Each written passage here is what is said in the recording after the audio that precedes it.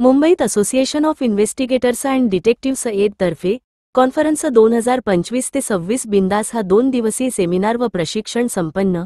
या परिषदेत खाजगी तपासनीस, विमातज्ञ, कायदेविषयक अधिकारी व फॉरेन्सिक विशेषज्ञ एकत्र आले होते। आरोग्य व जीवनविमा दावे, भारतीय न्याय संहिता 2023, फॉरेन्सिक पद्धती, सायबर तपास, मोटार अपघात दावे व तपासातील ऑटोमेशन या विषयांवर मार्गदर्शन झाले।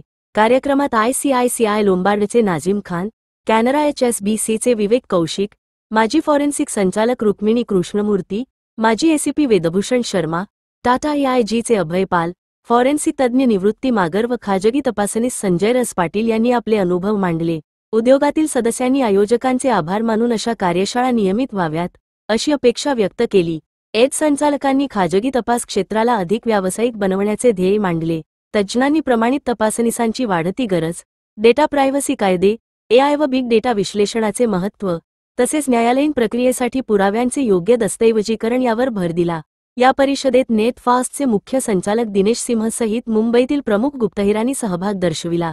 ही परिषद भारतात कुशल व तंत्रज्ञान सक्षम तपासनीस समुदाय घडविण्याकडे महत्त्वाचे पाऊल ठरल्याचे मत सहभागींकडून व्यक्त करण्यात आले।